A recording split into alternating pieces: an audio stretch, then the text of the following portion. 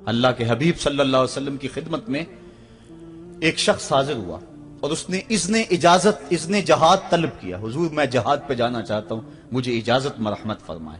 حضور نے فرمایا احیٌ والدا کا, کیا تیرے والدین زندہ ہیں؟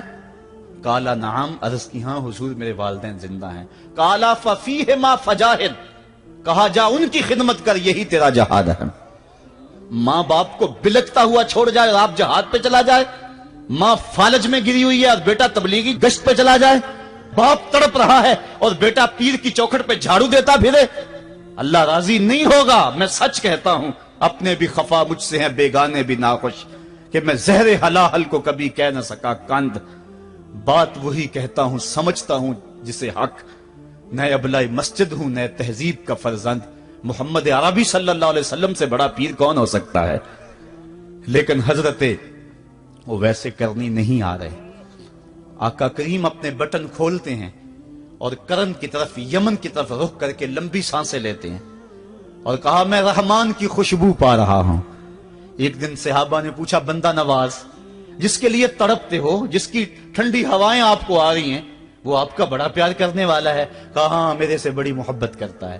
تو کہا پھر اتنی محبت کرتا ہے تو یمن تو دور نہیں ہے, بلال حبش سے آ گیا, سلمان فارس سے آ گیا, سہیب روم سے آ گیا, اور وہ یہاں یمن سے نہیں آ سکا. فرمایا اس کی بوڑھی اور نابینا ماں ہے جس کی خدمت اس کو نہیں آنے دیتی.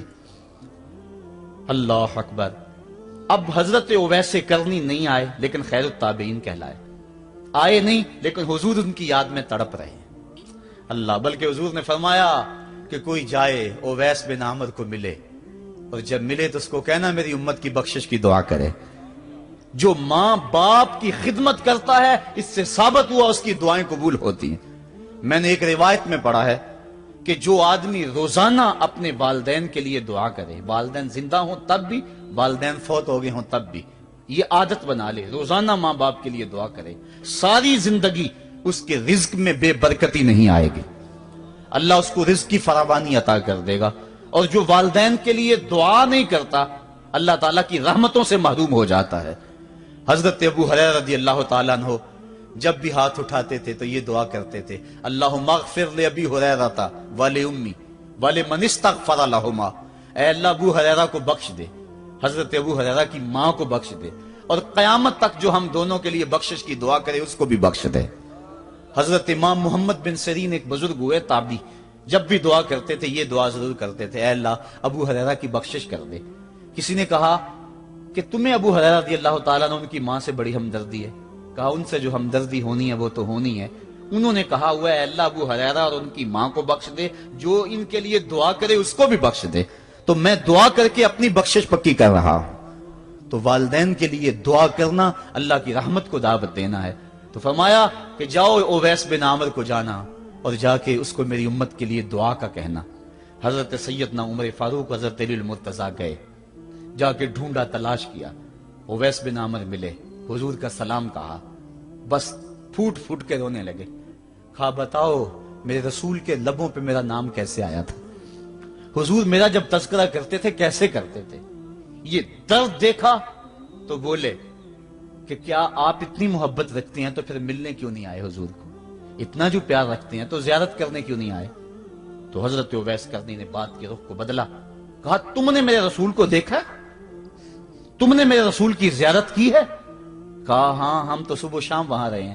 کہا پھر بتاؤ حضور کے یہ ابرو جڑے ہوئے تھے یا کھلے ہوئے تھے؟ اب دونوں حیران ہو گئے. کہا تم نے تو دیکھا, میں نے تو دیکھا نہیں, تم بتاؤ نا پھر, میں تو گیا نہیں, مجھے کہتے ہو گیا نہیں, تم بتاؤ حضور کے ابرو جڑے ہوئے تھے یا کھلے ہوئے تھے؟ حیران ہیں. کہا حضور آپ ہی بتلائیے. کہا کوئی دور سے دیکھتا تو جڑے ہوئے نظر آتے, قریب آ کے دیکھتا تو کھلے ہوئے نظر آتے. یہ وہ ہے جو ماں کی خدمت کرتا رہا اور حضور کے دربار میں حاضر نہیں ہو سکا, لیکن حاضری اس کی تھی, وہ جہاں بھی تھا وہ نبی کے قرب میں تھا. تو اس لیے ماں باپ کی خدمت اتنا بڑا وظیفہ ہے. حضرت بایزید بستامی کہتے ہیں میں نے حق معاف کروا لی اپنی ماں سے, کہ ماں تیرے حق ادا کروں یا اللہ کے حق ادا کروں, تو مجھے اپنے حق معاف کر دے, میں اللہ سے اپنے حق معاف کروا لیتا ہوں, اپنی اللہ کو راضی کر لیتا ہوں. جنگلوں میں گھومتے رہے, 12 سال بیت گئے. ایک دن دوبارہ آئے, بستام کی سمت سے گزرے, خیال آیا چلو ماں کو سلام کر جاؤں. तहज्जुद का वक्त था, रात का वक्त था, दरवाजे पे खड़े रह गए कि मेरी माँ सोई होगी, मैंने कभी कोई खिदमत नहीं की माँ की, तो अब उठा के तकलीफ क्यों दूं। सारी रात खड़े रहे। जब तहज्जुद का वक्त गुजरा तो नाली से पानी आया, समझ गए कि मेरी माँ तहज्जुद के लिए उठी है। दरवाजे के करीब हो गए तो माँ ने हाथ उठा लिए, कहा अल्लाह मेरा बेटा बा यजीद तेरी तलब में निकला हुआ है, मैंने उसे अपने हक माफ कर दिए, तू उसको अपना विसाल अता कर दे। हजरत बा यजीद दरवाजा खटखटाने लगे और मां के कदमों में लिपट गए और रो के कहने लगे, जिस रब को मैं जंगलों में तलाश करता हूं वो तो रब मेरी मां के पास है। तो मां की दुआओं में अल्लाह की रिजा है। मां राजी हो जाए तो समझ लो खुदा राजी है। अल्लाह ताला जल्ला शानहू ने इरशाद फरमाया, वक़दा रब्बुका अल्ला ताबुदू इल्ला इय्याहु, तेरे रब ने यह तय कर दिया है कि उसके अलावा किसी की पूजा नहीं करोगे। व बिल वालिदैन इहसाना, और वालिदैन के साथ उसने सलूक से पेश आओगे। इम्मा यबलुगन्ना इंदकल किबरा अहदुहुमा औ किलाहुमा फला तकुल लहुमा उफ़्फ़िन वला तनहरहुमा, अगर तेरे पास दो या दोनों में से एक बढ़ापे को पहुंच जाएं तो फिर उनके सामने तूने उफ भी नहीं कहनी और ना उनको झिड़कना है और उनसे नरम लहजे में बात करनी है। जब माँ बाप जवान हो, बच्चों की जरूरियात पूरी कर रहे हैं, उनके तालीमी अखराजात और उनके मुआशी सारे मामलात दुरुस्त कर रहे हो, तो उस वक्त तो वालिदैन की बच्चे ताजीम करते ही हैं। इम्तिहान उस वक्त शुरू होता है जब माँ बाप बूढ़े हो जाते हैं और चलने फिरने की सख्त भी नहीं रहती, सिर्फ सांस की एक डोरी लटकी रहती है। और जिस तरह बच्चा अपने बदन से मक्खी भी नहीं उड़ा सकता था, अब ये हालत माँ बाप पर आ गई और बच्चे की तरह मिजाज चिड़चिड़ा हो गया। जमाने के हालात बदल गए, लेकिन माँ की पुरानी, बाप की वो पुरानी रवश है, वो उसी अंदाज में, उसी डगर में बात करता है। ये आजमाइश के दिन है, ये इम्तिहान के दिन है। अब देखना है वालिदैन की इस वक्त ताजीम कौन करता है। फरमाया इम्मा यबलुगन्ना इंदकल किबरा, अगर तेरे पास वो बढ़ापे को पहुंच जाएं, दोनों पहुंच जाएं, या तेरी खुशकिस्मती कि दोनों में से एक पहुंच जाएं या दोनों पहुंच जाएं, तो फिर उनकी तूने ताजीम करनी है। क्या, कैसे ताजीम करनी है? फला तकुल लहुमा उफ़्फ़िन, तूने उनको उफ भी नहीं कहना। हजरत इमाम फखरुद्दीन राजी के हवाले से मैं आज ही सुबह या गुज़श्ता शब उफ की तशरीहात देख रहा था। उन्होंने 12-13 अकवाल बयान किए हैं, लेकिन 2 कौल फरमाते हैं। उफ ये है कि इंसान के बदन के ऊपर जो शफाफ रहता हो, साफ रहता हो, मट्टी पड़ जाए, रेत का जर्रा पड़ जाए तो उसको फूंक मार के उसको हटाता है, तो वो फूंक से जो आवाज पैदा होती है उसको अरबी में उफ कहते हैं। तो फिर उफ हर उस चीज के लिए मनकूल हो गया जो नापसंदीदा है। एक तो कौल ये है कि वालिदैन के सामने इस एहतियात से रहो। दूसरी बात, आप फरमाते हैं उफ का मफहूम ये है कि जब माँ बाप बूढ़े हो जाएं तो बोलो बरास चारपाई पे निकल जाता है और इंसान उनको उठा के उनकी खिदमत करता है, सफाई करता है, कपड़े बदलता है। इंसान की तबीयत में जो फितरी नफासत है उसके तहत उसको माँ बाप से जो मकरूह और नापसंदीदा बू आती है उससे वो बचना चाहता है। वो नफरत माँ बाप से नहीं होती, वो नफरत उस बदबू से होती है जो माँ बाप के बदन से या चारपाई से या कपड़ों से उठ रही है। तो बंदा अपने जो है वो नाक पे कपड़ा रख लेता है उस बदबू से बचने के लिए। तो उफ के मफहूम को बयान करते हुए हजरत इमाम राजी कहते हैं कि इंसान को इस बात से भी रोका गया है कि तू अपने नाक पे कपड़ा रख के अगर उनको सफाई कर रहा होगा तो माँ बाप के नाजुक दिल पे कहीं ये बोझ ना आ जाए कि मेरा बेटा मुझसे नफरत कर रहा है।